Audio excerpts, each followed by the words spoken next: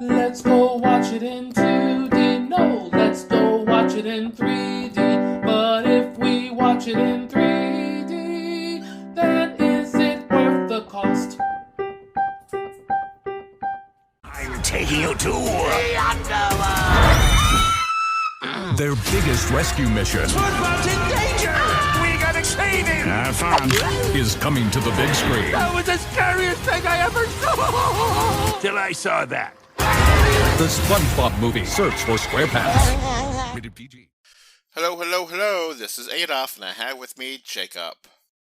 Hey, everybody. And today you're reviewing SpongeBob: A Search for SquarePants, the fifth SpongeBob movie. Fourth. Fourth? Fifth? Fourth. Yeah. I thought it was a fifth. Mm-mm. Unless you count the Netflix ones, but which I really don't.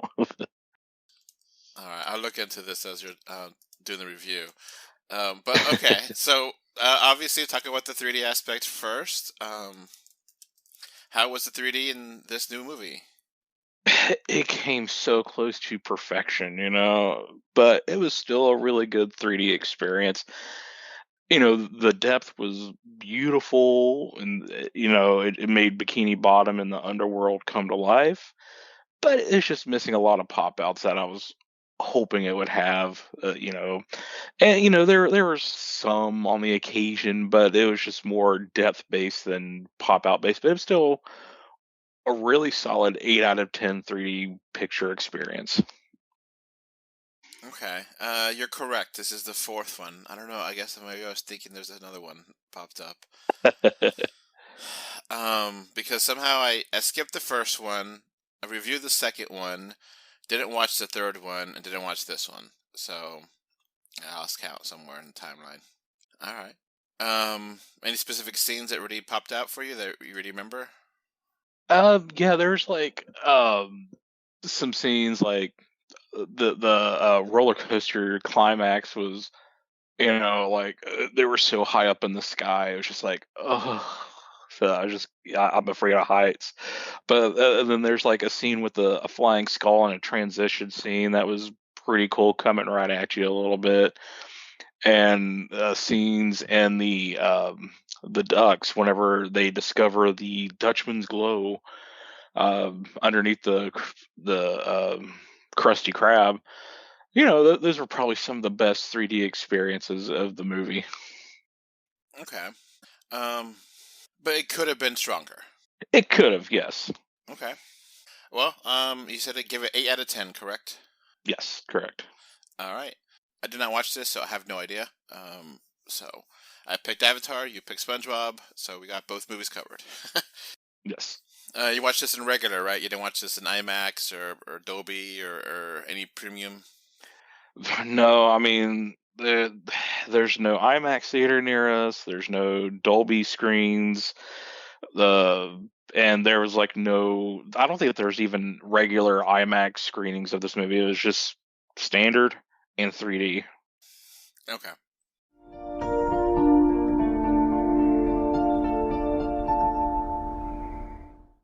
All right. So how was the movies where he searched for his SquarePants? It was okay. All right. Well, that's the end of the podcast. Thank you for listening. Deuces. So what's the plot here? What's going on? Well, SpongeBob finally grows in height to be tall enough to ride a roller coaster, and he chickens out whenever he's supposed to ride it with Patrick, and he comes up with an excuse that Mr. Krabs. He promised that he was supposed to ride it with Mr. Krabs, and so they go to the Krusty Krab, and he tells Mr. Krab to go along with the story, and he does, but then he says, I wouldn't be scared riding a roller coaster because I am a swashbuckler. I am a man's man. And SpongeBob just feels kind of defeated, and he wants to become a swashbuckler. And at the same time, the Flying Dutchman, he's wanted to end his curse by trying to find the purest heart of all the sea. And it's taken him 500 years to come across SpongeBob, and somehow he finds out about it. It's not really explained in the movie, but he finds SpongeBob, and it's for some odd reason, Mr. Krabs has a huge museum-like structure underneath the Krusty Krab, where he keeps like just memorabilia of his days back in the Navy and stuff, and he has this horn that whenever you blow it's supposed to summon the Flying Dutchman, and the Flying Dutchman kind of lures SpongeBob towards it, so he blows it, and he promises SpongeBob, hey, you can become a strong swashbuckler so you won't be afraid to ride a roller coaster. But it's a trap to release the Flying Dutchman's curse. So Mr. Krabs and Squidward and Gary have to go rescue him before he becomes the next Flying Dutchman. Okay, so we mentioned before this is the fourth movie, and there's 16 TV episodes, seasons of TV episodes. So do you need to watch all 16 seasons No. and the last 3 movies to watch to understand this? No, I mean it's like there's hardly any carryover from season to season. Hell, not even from episode to episode for the most part. It's just standalone episodes. So continuity, people, you go walk off the plank because this ain't for you. Exactly. So okay. So I guess is this a fun adventure? Sorta. All right. Do you think you'll remember this movie in a month or a week? Yeah, not really. All right. Is there really good animation here?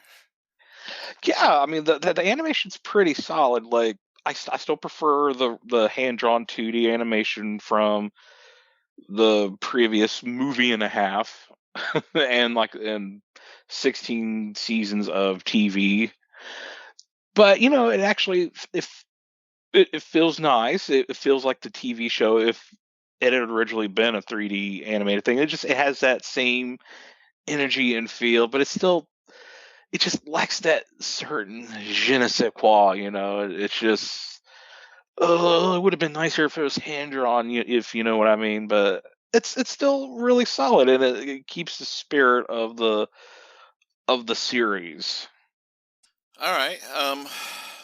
So this is your pretty much standard SpongeBob affair. I guess if you've seen the commercials and you're like, I'm game, you might enjoy it. If you see the commercials and you're like, hell no, it's not going to convert you.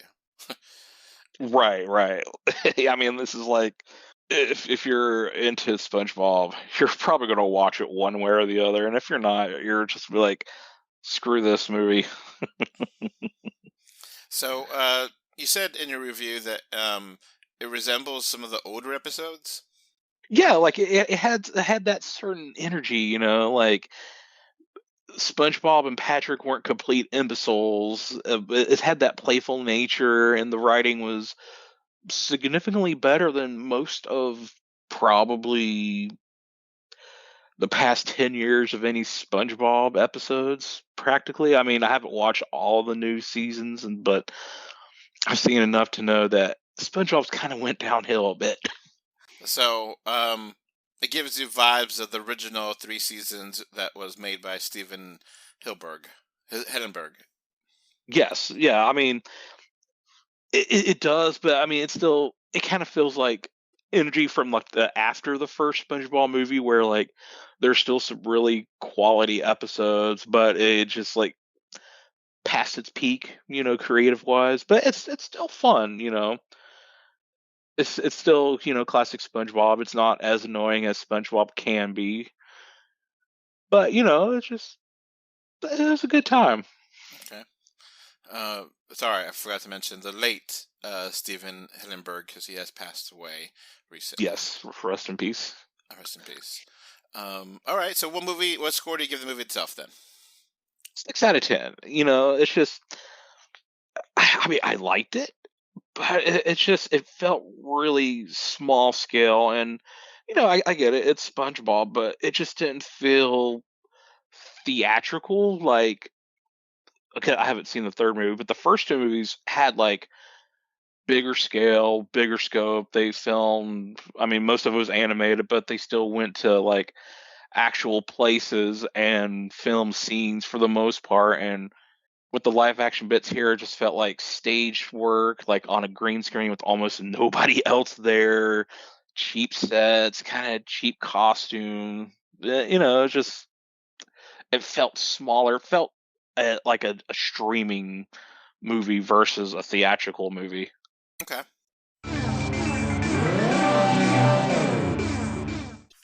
All right, so you got some interesting trailers and a short to talk about. Yes, I do. All right, so what trailers did you see before this movie? Well, let me pull up my list because I can't remember off the top of my head, but it was weird only getting 5 movie trailers. And it is even weirder that every single one of them was in 3D. Wonderful. But, yeah. And the first one was Hoppers. And it's the same trailer. It's been out for a few months now. It's been out in 3D in front of various kids' movies and whatnot. But I kind of want to see the movie. It looks really good in 3D. All right. What else? The SpongeBob Mario Galaxy movie in 3D, and I've seen it before in 3D. Whenever I seen, what was the last 3D movie I seen? SpongeBob Galaxy? You mean Super Mario Galaxy? Sorry, SpongeBob with the brain. Super Mario Galaxy. Well, I guess that's going to be it for this review, unless you're a patron. If you're a patron, stick around for some bonus content. All right, man. Bye. All right, bye. Before this podcast wraps up, I want to thank my super VIP patrons from Patreon. Thank you, MK Ultra, Alex Folk, Gravity Head Zero, and Twitter 3D Movies Community. So I got one quick thing to talk about. We have a merch store. Woohoo! We got t-shirts, we got tote bags, we got magnets, we got stickers, we got a little bit of everything. Woohoo! At this merch store, 3dr2d.com/store, you'll find many original designs and affordable prices. That website again is 3dr2d.com/store. Woohoo! You can find 3D or 2D on Facebook, X, Blue Sky, Instagram, YouTube, and more. Just look for 3D or 2D. Thank you for either watching or listening to this podcast. Bye! Bye, everyone. Bye. Bye, everybody.